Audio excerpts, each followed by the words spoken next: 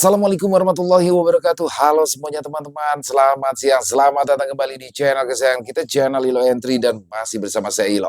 Dimanapun teman-teman berada, semoga teman-teman selalu dalam keadaan sehat walafiat, tanpa kekurangan satu apapun. Amin, amin, ya robbal alamin. Dan pada kesempatan yang baik ini, kami masih akan membawakan satu kisah dari Ahmad bin Bella atau Bang Beben, penulis asal Kalimantan Tengah. Kisah dari Bang Beben, keren pakai banget ya. Dan ini sudah masuk part 2 Kuyang di Perkebunan Sawit. Dan oh ya, buat teman-teman yang mungkin suka baca ya, bisa mengunjungi karya-karya dari Bang Beben, asli kisahnya keren-keren banget di sana teman-teman. Tapi sebelum kita masuk ke dalam kisahnya, buat teman-teman mungkin yang belum subscribe, bisa diklik dulu tombol subscribe-nya, jangan lupa lonceng notifikasinya dinyalakan agar teman-teman selalu mendapatkan notifikasi dari konten-konten yang akan kami upload di setiap harinya. Dan untuk channel Lilo Entry ini kami upload setiap hari teman-teman, setiap siang jam 12 siang waktu Indonesia bagian Barat. Nggak pakai berlama-lama lagi. Pasti udah nggak sabaran kan nih untuk masuk ke dalam kisahnya. Kita langsung saja masuk ke dalam kisahnya. Dari halaman belakang rumah Bang Ilo, kita menuju ke Kota Sampit.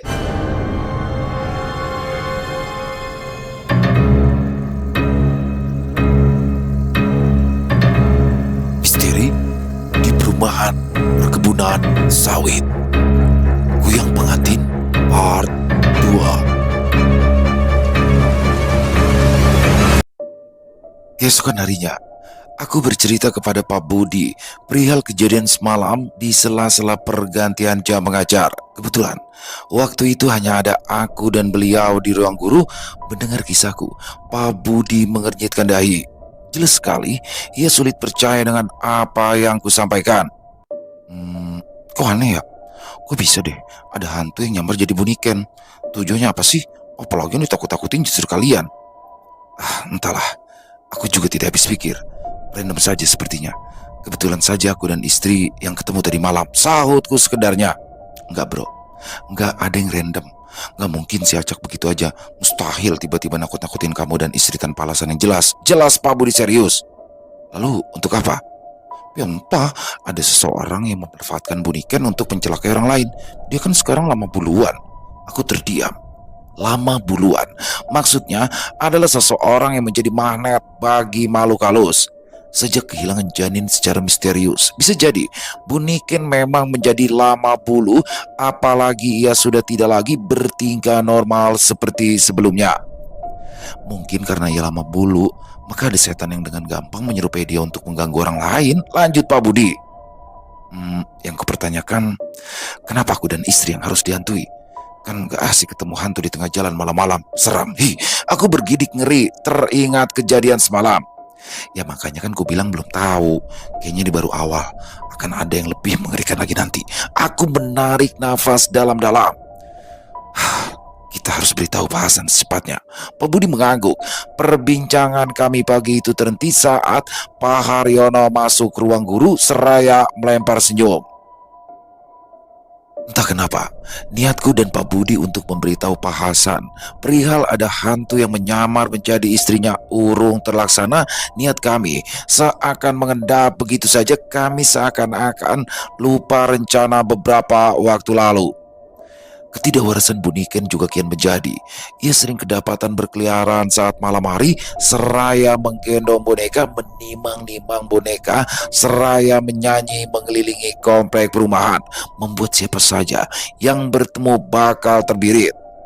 Warga komplek pun terpaksa ikut berjaga supaya Buniken tidak terlalu jauh berkeliaran. Suatu ketika, yang mendapat jatah teror adalah Bu Yuni, guru muda yang ditaksir oleh Pak Haryono. Kisah ini kucuri dengar saat ia bertandang ke rumah untuk nobar drakor bersama istriku. Semalam hampir pingsan aku mah. Masa ada Buniken ketuk-ketuk jendela tengah malam? Serem banget. Mukanya pucat, yang bikin jantung rasanya mau copot.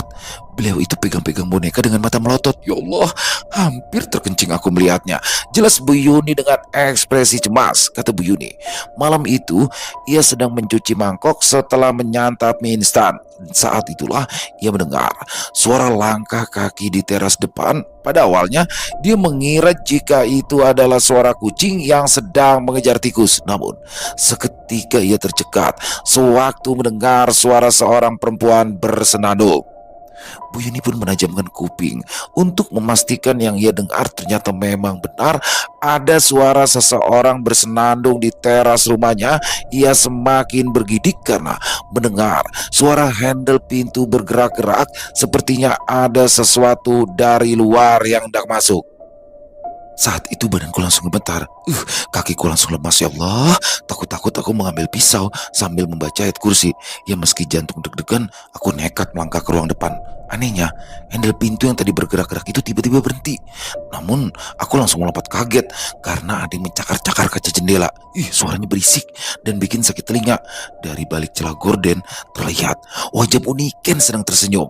Lanjut Bu Yuni, selama beberapa detik ia terpaku dengan degup jantung yang tak karuan. Ia bahkan sempat beradu mata dengan Buniken yang bertingkah ganjil. Tanpa aba-aba, Buniken kembali bersenandung seraya menimang boneka di tangan. Untung aja dia langsung pergi. Kalau enggak, bisa mati berdiri aku. Mendengar cerita dari Bu Yuni, istriku jadi ikutan takut. Hampir saja ia bercerita apa yang kami alami tempo hari, tapi berhasil kucegah. Aku hanya tak ingin keadaan bertambah rujam. Waktu pun berlalu. Kisah Buniken yang berkeliaran menakuti orang-orang pun menyebar. Setidaknya sudah seminggu ini warga komplek diteror dengan ulah Buniken yang cukup aneh. Kisahnya pun beragam, berganti-ganti dan ditambah-tambahi agar semakin seram. Yang kasihan adalah Pak Hasan. Ia tak lagi fokus menjalankan tugas sebagai guru. Kudengar ia mendapat SP dari pihak yayasan. Bekerja di perusahaan sawit memang teramat ketat. Izin sehari saja repot, apalagi jika harus berhari-hari merawat sang istri ke rumah sakit. Pengobatan alternatif, memakai jasa dukun juga malah semakin ngelantur. Kebanyakan tukang tipu yang tak punya ilmu kebatinan sama sekali. Hingga suatu malam, sebuah peristiwa menggegerkan kembali membuat gempar warga perumahan. Waktu itu, tanpa sebab yang jelas, Pak Batua mengamuk. Dengan sebilah mandau, ia mengacak-ngacak pintu rumah Pak Hasan yang terkunci rapat. Di dalam rumah, Pak Hasan gemetar, merangkul anak-anak dan istrinya yang menangis ketakutan. Pot bunga penghias teras telah pecah berantakan. Begitu pula kaca jendela, untung saja ada teralis. Kalau tidak, bisa saja Pak Hasan sekeluarga akan menjadi mayat. Orang-orang berkerumun mencoba menenangkan si kepala sekolah, tapi tak ada seorang pun yang berani mendekat. Bahkan dua orang satpam yang berbadan tegap pun gentar demi melihat Pak Batua yang menghunus madau. Apalagi Pak kepala sekolah itu terkenal pendiam sebelumnya. Melihatnya mengamuk membuat siapapun menjadi ciut. Keluar kawasan, biar ku tebas leher istrimu yang gila itu, pekik Pak Batua dengan suara menggelegar. Pak, Pak Kepsek, sabar Pak. Sebaiknya dibicarakan dulu baik-baik, bujuk seorang satpam. Hei, sini kau, biar ku tebas kalian. Si satpam tadi langsung gemetar seraya menelan ludah. Seseorang yang selama ini diam memang sangat mengerikan. Jika sedang marah, semua menduga-duga amarah Pak Batua ada sangkut pautnya dengan ulah Buniken yang setengah sinting. Untung saja serombongan aparat dari Polsek segera datang. Kala jumlah dan takut akan peluru membuat Pak Batua akhirnya menyerah. Semua menarik nafas lega. Setelah Pak Batua akhirnya digelandang dengan tangan terbogol, aku dan beberapa orang guru bergegas masuk ke dalam rumah Pak Hasan. Sesaat setelah mobil polisi berlalu, Pak Hasan terlihat syok sambil mendekap anak dan istri. Hatiku miris demi melihat keadaan mereka. Masalah yang menimpa mereka seolah tak ada habisnya. Memang kurang ajar itu kepala sekolah. Orang dalam keadaan prihatin bisa-bisanya dia bikin ulah. Pokoknya Pak, Pian jangan mau berdamai. Dia harus dipenjara. Biar saja dia dipecat sekalian. Jadi kepala sekolah kosong preman, sentak Pak Haryono berapi-api. Sudah Pak, jangan memperkeruh keadaan. Biar Pak Hasan dan keluarga tenang dulu, tegurku.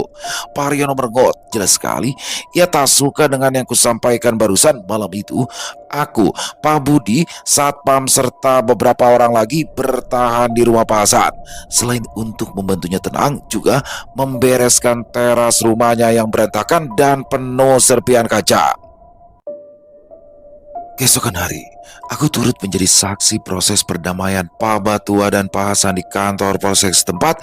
Kedua pihak sepakat menyelesaikan perselisihan secara kekeluargaan. Pak Batua juga menyanggupi untuk mengganti segala kerusakan yang telah ia perbuat. Kami bersama manajemen perusahaan juga sepakat untuk menutupi keributan dari penciuman pihak yayasan, sedangkan sebab dan musabab perselisihan kedua orang guru senior itu masih menjadi misteri.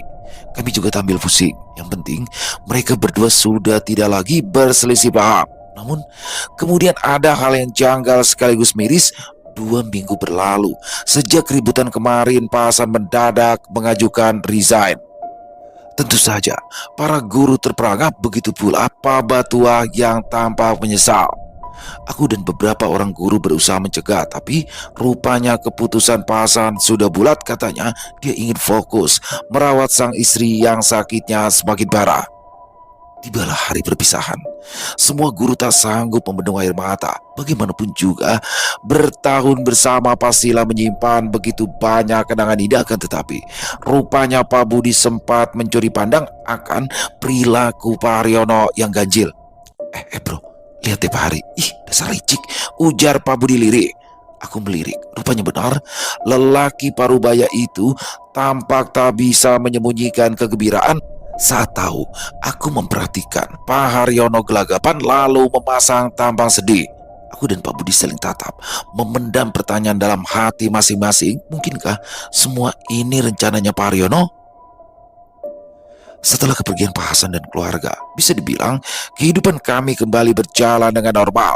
Tidak ada lagi rasa was-was saat malam hari akibat ulah bunikan. Aktivitas belajar mengajar di sekolah juga berjalan lancar. Tidak terasa, sudah 2 bulan berlalu sejak resignnya Pak Hasan. Sesekali beberapa orang guru membicarakan beliau, namun pada bulan ketiga, semua hal tentang Pak Hasan telah lenyap. Para guru dan warga perumahan tenggelam dalam kesibukannya masing-masing. Pada suatu pagi yang cerah, Pak Batua memanggilku ke ruangannya di sela jam mengajar. Sebagai bawahan, aku menurut saja tanpa ada pikiran macam-macam. Setelah mempersilahkan aku duduk, detik berikutnya aku dibuat sumringah dengan apa yang dia sampaikan. Pak Doni siap-siap ya, kata Pak Batua datar duduk di balik meja. Oh, siap-siap untuk apa ya Pak? Aku mengerjitkan dahi. Siap-siap menggantikan saya. Saya sekitar 4 bulan lagi akan pindah tugas ke sekolah baru. Jadi Pak Doni lah yang saya rekomendasikan menjadi kepala sekolah di sini. Siapkan berkas Bapak, data administrasi, data keluarga, dan juga yang lainnya. Hah, benar Pak, gak salah. Meski kaget, aku tetap tak bisa menyembunyikan rasa gembira. Pak Batua menghela nafas, bersandar di kursi, pandangannya kosong menatap langit-langit. Seharusnya yang menggantikan saya itu adalah Pak Hasan. Tapi kamu tahu sendiri kan bagaimana keadaan beliau. Jujur, saya sempat menyesal karena tempo hari sempat berselisih paham. Tapi nasi telah menjadi bubur. Keputusannya sudah bulat. Aku berusaha membujuk, tapi dia bersikeras mengundurkan diri. Aku hanya mengangguk-ngangguk mendengar penuturan Pak Batua yang terbata-bata. Nada suaranya terdengar getir. Pokoknya kamu siap-siap saja ya. Nanti bakal ada asesmen dari yayasan. Selain kamu, ada juga Pak Haryono dan juga Bu Nurul. Tapi saya akan merekomendasikan kamu. Kamulah kandidat terbaik saat ini. Jangan bilang-bilang kalau saya mengasih rekom ke kamu. Saya hanya tidak ingin sekolah ini dipimpin oleh Pak Haryono. Mengerti? Siap mengerti Pak. Terima kasih Pak, sahutku dengan senyuman lebar. Setelah berjabat tangan, aku melangkah keluar ruangan dengan hati berbunga-bunga menuju ruang Dewan Guru. Baru saja menaruh pantat di kursi, Pak Haryono entah dari mana langsung saja menghampiri mejaku. Pak Doni, ada apa mendadak dipanggil Kepsek? Pasti mau ikut asesmen ya, selidiknya. Jujur saja, aku terbengong dengan ucapannya barusan tanpa bisa menjawab sepatah kata. Alah, gak usah pura-pura Pak. Gak usah pura-pura gak tahu. Setelah Pak Hasan resign, pasti Pak Doni kan yang diusulkan buat ikut asesmen. Yayasan itu perlu minimal 3 kandidat buat gantiin Pak Batua. Lanjut Pak Haryono menggebu-gebu. Pak, biarin aja dong dia ikut asesmen. Kalau menurut yayasan Pak Doni layak, Kenapa Bapak yang sewot? Salah Pak Budi yang sudah mendekat, Pak Haryono kelimpungan, lalu pura-pura tersenyum. Ya nggak apa-apa, kan cuma tanya. Ya kan Pak Doni? Sahut Pak Haryono sembari menjauh. Mendengar perdebatan kecil itu, beberapa orang guru yang tadi sibuk di meja masing-masing mendadak terperangah, termasuk Bu Nurul yang sedari tadi sibuk di depan laptop. Mereka lantas mendekat satu persatu untuk mengucapkan selamat. Selamat ya Pak Doni. Siapapun yang nanti jadi Capsek, pastilah yang terbaik, ujar Bu Nurul sambil mengulurkan tangan. Aku menyambut uluran tangan Bu Nurul sembari mengucapkan terima kasih. Dari sudut matanya aku tahu senyumannya tidak tulus, namun aku tidak peduli. Kalau memang ada peluang naik jabatan, kenapa harus ditolak? Ucapku dalam hati. Sore sepulang dari sekolah, ku sampaikan kabar gembira itu kepada istri. Halimah sumringah hingga biji matanya membulat. Alhamdulillah, semoga jadi rezeki anak, sahutnya penuh senyum. Hah? Anak? Aku mengejitkan dahi. Istriku mengangguk, lalu bergegas pergi ke kamar dan kembali lagi dengan tes pack di tangan. Dengan mata berbinar, ia menunjukkan hasil tes pack yang aku tak mengerti. Hamil? Tanyaku gugup. Istriku mengangguk dengan mata berkaca-kaca. Iya, tadi aku dari klinik ke tebi dan sudah 6 minggu. Langsung ku peluk kalimat dan ku kecup mesra keningnya. Penantian kami akan buah hati selama bertahun-tahun akhirnya terjawab sudah. Sore itu adalah momen paling bahagia dalam rumah tangga kami. Alhamdulillah, semoga ada rezeki anak, ujarku seraya membelai rambut istri dengan lembut. Selama beberapa hari, aku sibuk menyiapkan berkas untuk mengikuti seleksi calon kepala sekolah. Sebenarnya tidak terlalu merepotkan kecuali menyiapkan portofolio berbagai prestasi selama mengajar.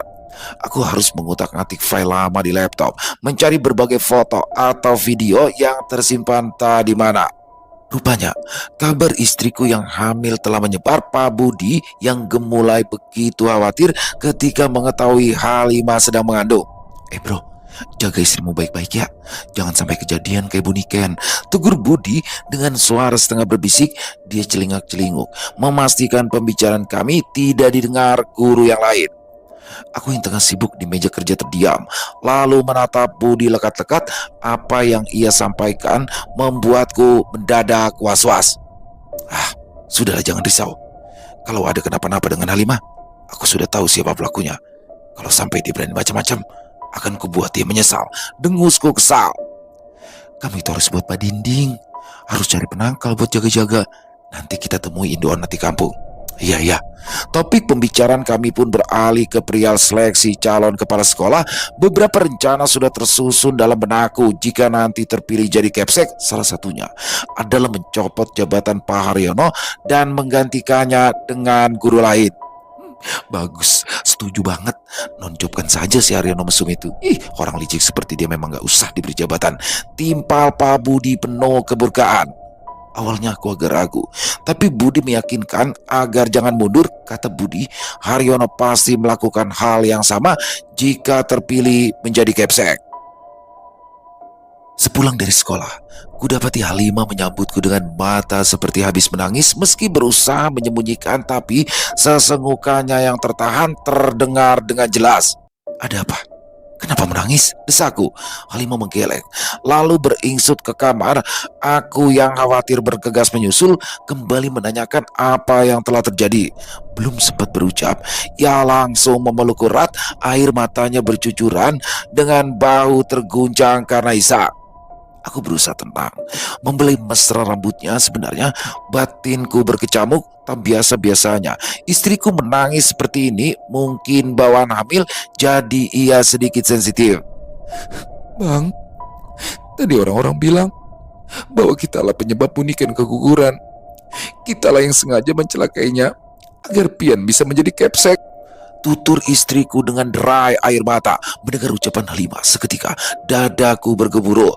Jika aku yang disakiti, aku tak mengapa. Tapi melihat istriku menangis, hatiku rasanya perih teramat dalam. Kata Halimah tadi, ada paman sayur yang biasa berjaja memakai motor ke komplek kami. Sewaktu istriku hendak berbelanja, ibu-ibu langsung menghindar dengan tatapan takut dan gelisah. Tuh, si Kuyang sudah datang. Hati-hati, jaga anak kalian.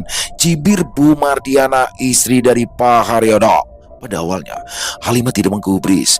Ia mengira hanya salah dengar, namun rupanya intimidasi dari istri Pak Haryono makin menjadi-jadi.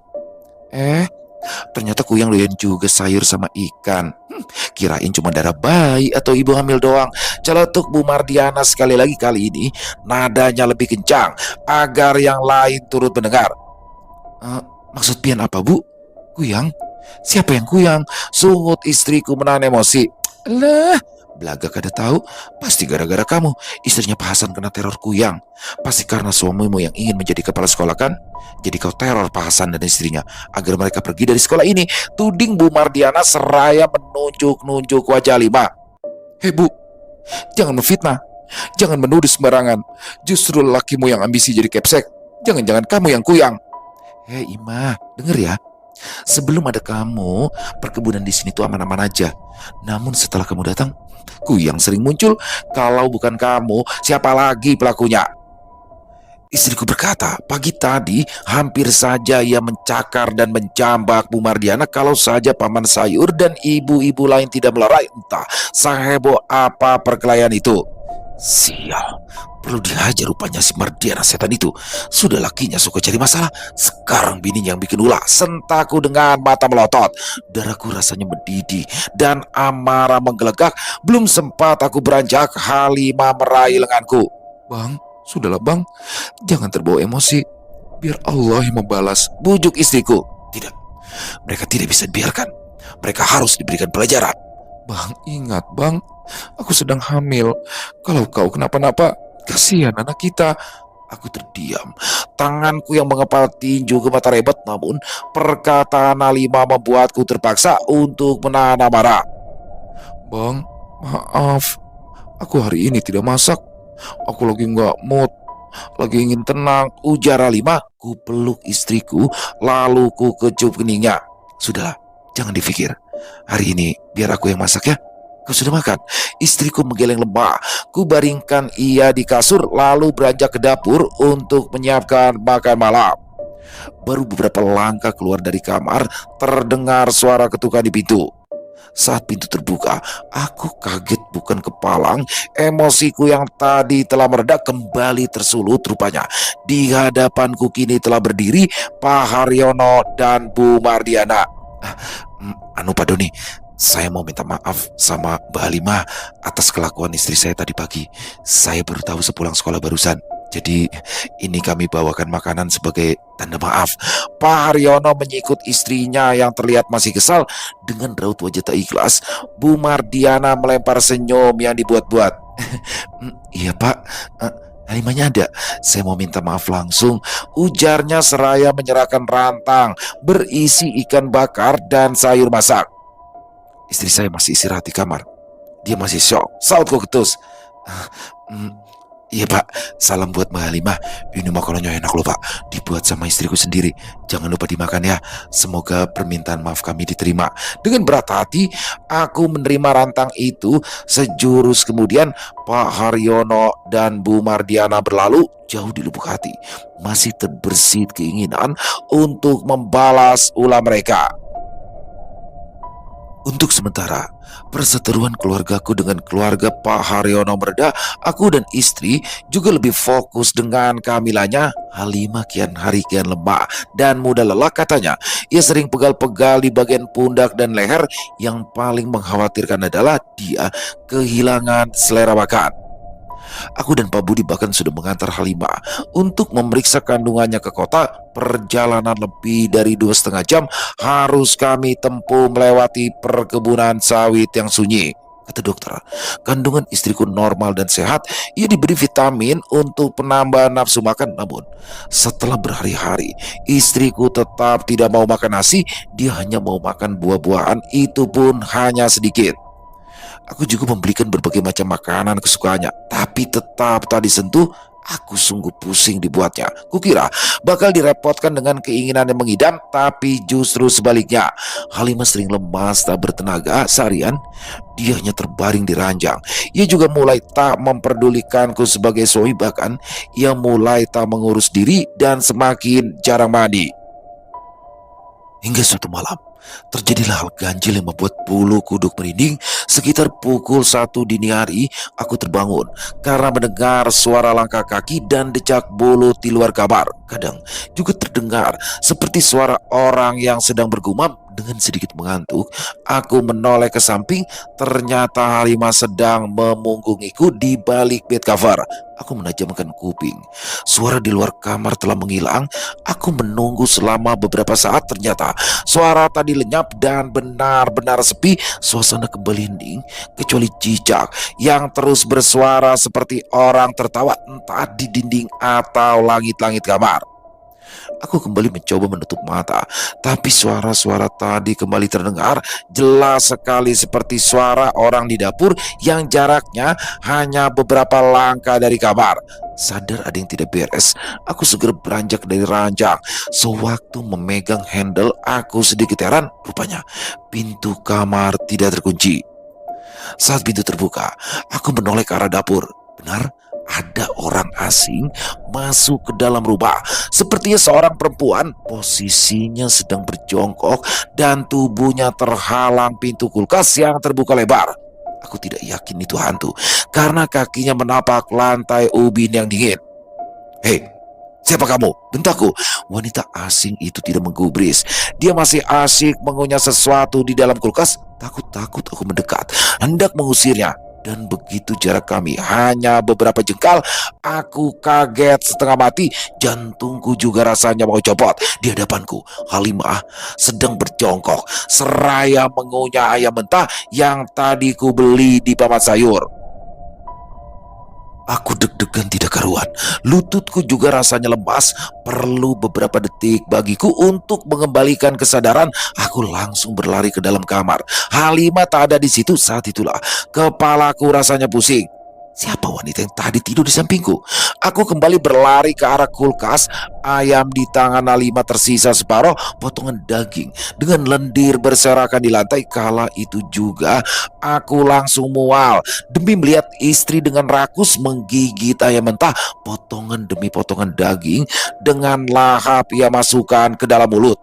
Halimah, dengan sigap aku meraih tubuhnya, mencoba menghentikan apa yang ia lakukan. Halimah memberontak seraya menggeram. Sekali banting, aku terlempar tanpa diduga.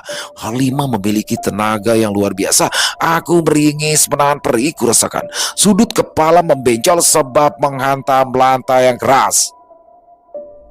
Halimah membungkut potongan ayam yang tadi terlepas di lantai, lalu kembali mengunyah dengan rakus. Perilaku istriku sekarang tak ubahnya seperti anjing liar. Rambutnya acak-acakan, matanya melotot, liur menetes di sela bibirnya.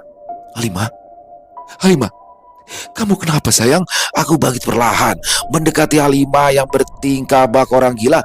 Ku peluk erat ia dari belakang. Halimah menggeram. Ku belai rambutnya penuh kelembutan. Ku coba menyadarkannya sebisa mungkin, tapi percuma. Detik itu juga perasaanku hancur berkeping-keping. Kamu kenapa sayang? Kamu kenapa? Kenapa makan ayam mentah? Tak sanggup kubendung air mata. Ku dekap ia sangat erat. Halimah tak menggubris. Ia terus menggeram sambil mengunyah ayam mentah yang sisa sedikit. Lantunan ayat kursi yang keluar dari mulut tak mengubah keadaannya. Malam itu, ku biarkan dia menghabiskan ayam mentah itu. Perasaanku berkecamuk tanpa tahu mesti berbuat apa. Mataku berkaca-kaca sambil memeluk istri yang bertingkah bagai orang kesurupan. Sepertinya tingkah ganjil yang dialami Puniken tempo hari juga akan terjadi pada Halimah. Ada seseorang di komplek perumahan kami yang hendak menghancurkan keluargaku. Dengan memendam amarah, aku akan membuat perhitungan kepada pelakunya sekejam-kejamnya. Keesokan pagi, Aku dibuat terheran-heran dengan perubahan istriku. Ia tampak segar bugar dan lebih ceria dari biasanya. Dia juga menyiapkan sarapan untukku. Ada rasa bahagia melihatnya kembali seperti sedia kala. Namun, pagi itu ia hanya menemaniku di meja makan. Dia tak menyentuh makanan sama sekali. Peristiwa ganjil yang terjadi dini hari tadi kembali terlintas di benakku. Karena penasaran, aku pun mencecar Halimah. "Kamu gak sarapan?" Halimah menggeleng. "Masih kenyang," jawabnya. "Apa kamu sadar kalau semalam kamu makan ayam mentah?" Di luar dugaan, ternyata Halimah sadar dengan apa yang ia lakukan. Dia mengangguk lemah seraya mengangkat alis ke arahku. "Iya, entahlah. Semalam aku lapar," sautnya pelan. Aku tersentak beberapa saat. "Ayam mentah itu tidak sehat. Kenapa tidak digoreng dulu?" Desaku penuh selidik. "Mungkin bawaan hamil." "Hamil? Mana ada wanita hamil makan ayam mentah? Tidak sehat. Kasihan bayi kita." Halimah merenggut. Ia lantas berlalu dan suasana pagi itu menjadi suram. Aku pun hanya bisa mengelus dada sembari menghela nafas panjang. Hari itu, aku mengajar tak tenang. Pikiranku melayang kemana-mana dan konsentrasiku buyar. Kejadian ini berlangsung selama 2 minggu berikutnya. Aku perhatikan Halimah makan ayam mentah sekitar 3 hari sekali. Sisanya, ia tak menyentuh makanan sama sekali. Jika malam Jumat, dia akan makan 2 ekor ayam mentah sekaligus. Selain itu, istriku bertingkah normal seperti biasa. Bahkan, ia terlihat semakin cantik. Malam itu, Halimah kembali menyantap ayam mentah. Bak binatang buas, perilaku ganjil ini selalu ia lakukan tepat tengah malam. Tak ada yang bisa kulakukan kecuali hanya mengawasi di samping. Aku menutup mulut dan memalingkan wajah demi menahan mual. Jujur, sebenarnya aku ketakutan setengah mati. Lututku bahkan sampai gemetar. Aku juga tak berani menatap matanya yang jalang. Jika melirik, bulu tengkuku berdiri hebat. Aku hanya bisa pasrah seraya mengucap istighfar berkali-kali karena melihat tingkahnya yang mengerikan. Jika telah kenyang, Halimah kembali ke tempat tidur dengan kondisi memprihatinkan. Rambutnya semrawut dan mulutnya penuh liur. Jika ditegur, dia akan melotot dengan gigi yang bergemelutuk. Aku terpaksa mundur dengan jantung yang rasanya mau copot. Setidaknya apa yang terjadi dengan istriku masih menjadi rahasia kami berdua. Aku bingung meski bercerita kepada siapa dan mulai dari mana. Aku takut apa yang menimpa Halimah akan menjadi desas-desus yang bukan-bukan. Apalagi beberapa malam ini santer terdengar isu ada kuyang yang berkeliaran. Bisa-bisa mereka akan menuduh istriku yang menjadi kuyang. Kecurigaanku pada Pak Haryono dan istrinya juga belum terbukti. Sebenarnya, beberapa kali aku melihat gelagat mereka yang tak lazim. Beberapa kali mereka berdua kepergok mengawasi rumahku dari kejauhan. Pernah suatu malam, aku dibuat gregetan setengah mati mengintip dari balik jendela. Aku lihat Bu Mardiana melemparkan sesuatu ke halaman rumahku dengan mulut berkomat kamit. Saat hendak kulabrak, ia telah hilang tak kemana. Dengan perasaan jengkel, halaman depan dan belakang kususuri, tapi tak ada sesuatu yang aneh. Seluruh isi rumah juga sudah kugeledah. Mungkin ada sesuatu yang mencurigakan, tapi belum ketemu. Hingga suatu sore di saat libur, Bu Mardiana datang menghampiri. "Pak Doni, imahnya ada?" tanyanya. Belum sempat ku jawab, wanita parubaya itu langsung nyelonong masuk. Matanya jelalatan ke sana kemari seakan mencari sesuatu.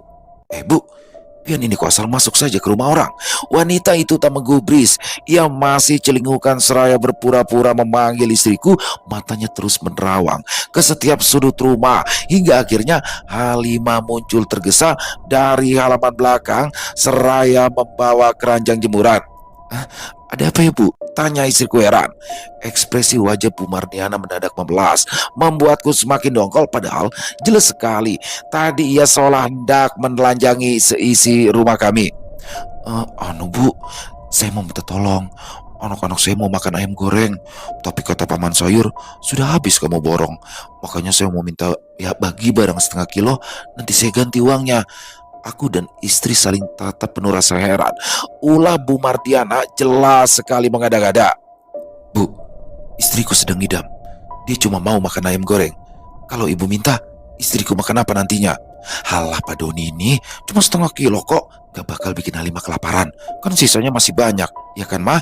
Jawab Bu Mardiana seraya tersenyum. Sudah, cuma setengah kilo. Ada kok bu. Tunggu sebentar ya. Aku naruh pakaian dulu ke dalam kamar. Timpalah Halimah pelan. Namun perilaku menjengkelkan Bu Mardiana malah menjadi-jadi. Tanpa rasa malu, ia hendak mengiringi istriku masuk ke dalam kamar. Untung saja berhasil kucegah. Bu, tunggu di sini saja. Tegurku menahan emosi. Dengan wajah ketus, wanita ini berbalik badan dan justru menjelajahi seisi dapur. Aku mengikutinya, memperhatikan gerak-geriknya yang memancing emosi. Detik berikutnya, ia hendak membuka pintu belakang berniat menuju tempat mencuci serta jemur pakaian. Bu, cukup bu, tegurku.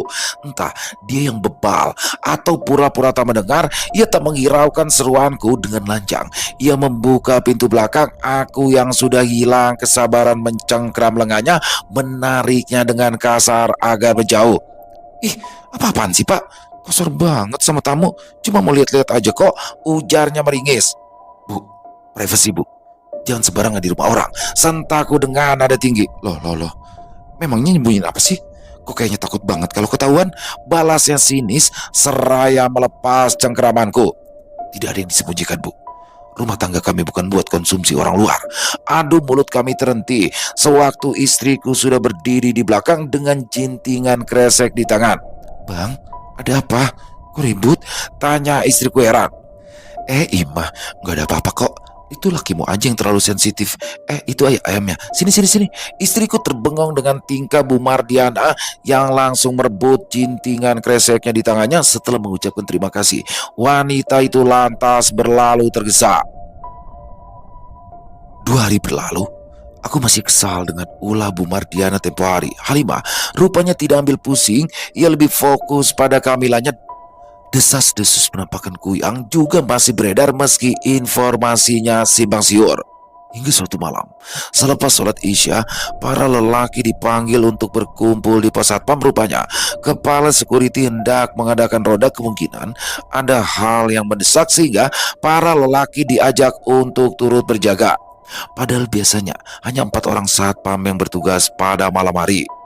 Rupanya bukan cuma aku yang bingung. Para lelaki lain juga berpikiran sama. Ada yang bertanya-tanya, ada yang malas-malasan, dan ada juga yang bersemangat untuk ronda. Pak Bos, kan udah di satpam, kenapa harus ikutan ronda kita? Protes Budi. Ya bener tuh pak, kan udah digaji buat jaga. Kenapa kami mesti ikutan jaga juga? Timpal yang lain. Sebelum suara semakin riuh, kepala security yang perawakannya seperti tentara angkat bicara. Suaranya menggelegar, membuat yang lain langsung terdiam. Bapak-bapak sekalian, saya mohon maaf, namun memang ada hal yang mendesak, sehingga bapak-bapak harus ikut ronda. Semua ini demi keamanan komplek kita. Keamanan? Apa warga kampung hendak penjara komplek kita? Tanya aku penasaran. Kepala security itu menggeleng, lalu memanggil Bang Nurdin, salah seorang satpam, untuk menceritakan apa yang terjadi. Sejurus kemudian, semua orang terdiam, sebagian bergidik ngeri. Katanya, waktu itu, sekitar pukul 11 malam, ia dan seorang satpam sedang berjaga di pos, sedangkan 2 orang lagi tengah berpatroli. Malam itu, cuaca terasa lebih dingin dari biasanya, kabut tipis juga mulai berarak setinggi pinggang. Bang Nurdin dan rekannya yang sedang mengobrol mendadak terdiam samar-samar. Mereka mendengar suara tangis bayi dari kejauhan. Mereka lantas menoleh ke kiri dan ke kanan, tapi suara itu mendadak menghilang, terbawa hembusan angin malam. Selama beberapa saat, mereka saling pandang dengan mulut bungkam. Belum sempat menarik nafas, keduanya mendadak terperanjat. Jerit tangis bayi tadi kembali muncul. Kali ini semakin kencang dan diiringi suara langkah kaki terseret. Sontak, keduanya melompat dari kursi dengan perasaan tidak karuan. Keduanya menoleh ke samping, depan, dan belakang demi mencari asal suara. Tatkala menatap ke arah perumahan, kedua satpam itu langsung lemas seketika. Bahkan untuk sekedar buka suara saja mereka tak sanggup. Di kejauhan, di tengah sorotan cahaya senter, tampak garis-garis tubuh seorang perempuan melangkah cepat menembus kabut tipis. Dengan rambut yang terurai, wanita misterius itu bergerak zigzag, tubuhnya tampak melayang-layang tertiup angin. Sekejap kemudian, sosok itu menghilang tertutup kabut. Sontak, kedua orang tadi merasa dingin di bagian tengkuk, bulu kuduk mendadak merinding tanpa sebab, ketakutan mereka semakin menjadi. Sewaktu sosok itu kembali muncul, kali ini jaraknya semakin dekat, wanita itu bergerak cepat mendekat sembari menggendong bayi yang menjerit kencang. Astagfirullahaladzim, istriku, sentak Nurdin panik. Si satpam lantas bergegas merangkul sang istri yang dalam kondisi kacau. Wanita itu menangis sesenggukan memukul-mukul dada suaminya karena emosi sebab tak mendengar panggilannya. Si istri lantas dibawa ke pos satpam agar lebih tenang. Bang, apa yang terjadi? Kenapa istri pian nekat keluar rumah malam-malam? Tanya aku penasaran. Setelah mengatur nafas, Bang Nurdin kembali membuka suara. Kuyang, bayiku hendak dimasak Kuyang. Aku yakin asal Kuyang itu tidak berada jauh dari perkebunan ini. Ucap Bang Nurdin membuat suasana kembali riuh.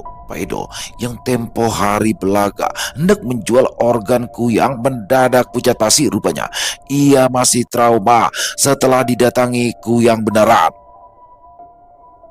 Sewaktu Bang Nurdin menceritakan apa yang dialami istrinya, semua mulut langsung bungkam. Kami menyimak dengan seksama, meski sebenarnya dicekam ketakutan. Kata Bang Nurdin, kala itu istrinya merasa resah sewaktu ditinggal pamit untuk shift malam. Sudah beberapa hari ini, istrinya mengalami mimpi buruk didatangi seorang perempuan yang hendak mengambil bayi mereka. Dalam mimpinya, sang istri didatangi oleh seorang perempuan dengan wajah menyeramkan. Kata istriku, mimpinya itu selalu sama dan berulang-ulang. Bahkan mimpi itu terasa nyata sekali. Aku bahkan sampai merinding mendengar ceritanya.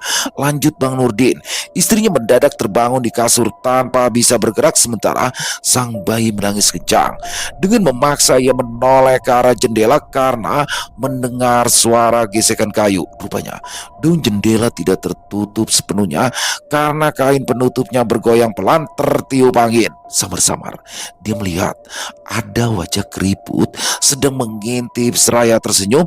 Istri Bang Nurdin terhenyak dengan nafas sesak. Dalam sekejap, sosok mengerikan tadi telah menghilang di balik gelap malam. Namun tubuhnya masih saja kaku meski nafasnya telah teratur. Sewaktu melihat ke arah pintu kamar, sang istri kaget bukan kepalang.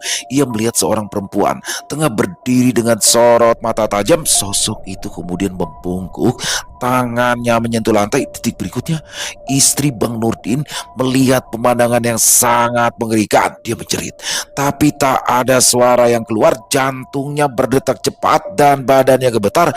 Kepala perempuan itu seketika terlepas lalu melayang ke arah bayi mereka. Sosok Kuyang itu lantas mulai menjilati bayi mereka yang menjerit kian kencang. Setelah bersusah payah membaca ayat kursi, istri Bang Nurdin akhirnya terbangun dari mimpi dengan tubuh banjir keringat dan nafas tersengal. Alah, cuma mimpi. Masa ya gara-gara mimpi istrimu kami harus ikutan repot ngeronda? Dengus Pariono kesal. Itu bukan sembarang mimpi, Pak. Korban Kuyang memang seperti itu. Mimpi itu biasanya tanda kehadiran Kuyang sekitar mereka. Bisa juga itu peringatan Tuhan agar mereka waspada bahwa telah diincar Kuyang. Selapa budi. Kalian yang belum pernah diincar Kuyang mungkin bisa saja menganggap remeh. Tapi bagiku dan istri yang didatangi beberapa hari terakhir benar-benar merasa ketakutan. Keluh Bang Nurdin. Menurut Bang Nurdin, awalnya ia juga tak percaya perihal mimpi istrinya. Baginya, sang istri hanya kelelahan mengurus bayi mereka. Hingga suatu malam ketika sedang tak bertugas, ia mulai mempercayai apa yang disampaikan istrinya. Waktu itu, ia sedang asyik bermain game di handphone sedangkan istrinya terlelap di samping. Ia mendadak merasa heran. Sewaktu bayi yang tadi sedang tidur pulas tiba-tiba terbangun. Bayinya tertawa tanpa sebab seraya terus menatap pojok langit-langit kamar seolah ada sosok tak kasat mata yang mengajak sang bayi bercanda. Aku coba melihat ke arah pandangan bayiku, tapi tidak ada apa-apa di situ. Entah kenapa anakku yang belum genap setahun justru tertawa semakin kencang. Aku matikan lampu kamar, tapi anakku tetap saja tertawa. Aku pindahkan, dia tetap menatap ke arah yang sama. Saat itu rasanya benar-benar bikin nyali ciut.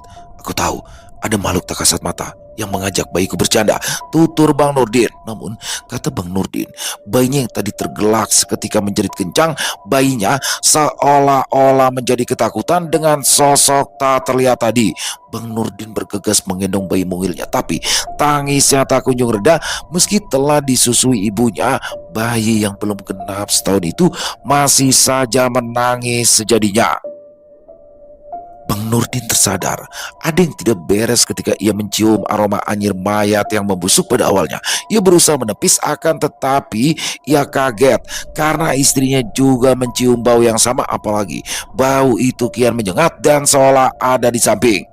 Dia dan istri lantas mulai membaca ayat-ayat suci, tapi justru bulu kuduk mereka merinding tanpa sebab. Seketika Bang Nurdin tersadar bahwa ada yang mengawasi dari balik jendela. Ia mendengar suara kerasa kerusuk dan dengus nafas putus-putus. Demi anak dan istri, ia mengumpulkan keberanian. Setelah menyalakan lampu, ia kemudian membuka daun jendela penuh amarah, tapi keberaniannya segera runtuh. Beberapa meter di depan, Bang Nurdin melihat ada yang janggal di antara dahan pohon sawit. Dia melihat seperti ada sepasang mata yang mengawasi mereka. Karena penasaran, Bang Nurdin meraih senter dan menyorot ke depan. Detik itulah dia merasakan lututnya lemas dan jantungnya berdetak dengan cepat. Dia menyaksikan dengan mata kepala sendiri ada wajah yang sangat mengerikan menyembul di antara dahan sawit. Matanya melotot sempurna dengan lidah yang terjulur.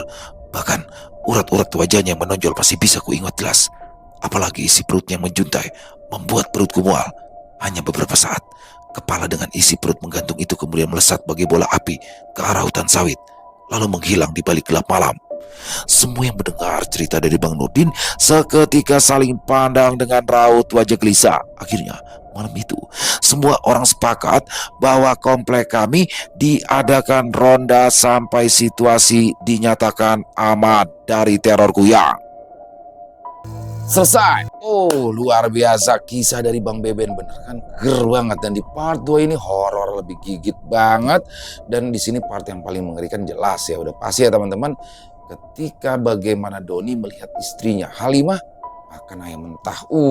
Serem banget. Ini jadi makin penasaran nih. Sebenarnya kuyangnya itu siapa sih? Apakah Pak Haryono dan atau istrinya, atau Pak Nurdin, atau Pak Hasan, atau memang istrinya dari Doni, Halimah? Makin penasaran aja, tapi pastinya jawabannya ada di part ketiga besok, karena part 3 itu the end. Tamat di part 3 besok. Jangan sampai ketinggalan teman-teman buat di part 3-nya besok. Dan sekali lagi terima kasih kepada Bang Beben atas izinnya untuk kami bisa membawakan kisah luar biasa ini. Semoga kisah barusan bisa menghibur teman-teman semua para pecinta penikmat horor misteri. Lebih khususnya lagi kepada para subscriber dari channel Ilo Entry. Dan buat teman-teman mungkin yang punya komentar lain, punya pendapat lain tentang kisah barusan, bisa menuliskannya di dalam kolom komentar ataupun hanya sekedar saling menyapa. Insya Allah kami akan menjawabnya satu persatu. Dan buat teman-teman mungkin yang suka dengan videonya, bisa diklik tombol like-nya, tombol jempolnya ya. Boleh juga dong dibantu di share link videonya ini ke teman-teman yang lain agar juga ikut merasa terhibur. Buat yang belum subscribe, yuk diklik dulu tombol subscribe-nya. Dan kami juga ingin mengucapkan terima kasih ya kepada seluruh teman-teman yang sudah selalu setia hadir, yang sudah selalu mendukung kami, karena teman-temanlah kami selalu bersemangat berkarya di setiap harinya. Di akhir kata, saya Ilo mengucapkan permohonan maaf apabila mungkin dalam pembawaan kisahnya ada kata-kata saya yang salah ataupun ada kata-kata saya mungkin yang kurang berkenan. Saya mohon dibukakan pintu maaf yang seluas-luasnya. Sampai berjumpa lagi besok jam 12 siang masih bersama saya Ilo di channel Ilo Entry. Salam sehat, sukses selalu untuk kita semua. Wassalamualaikum warahmatullahi wabarakatuh.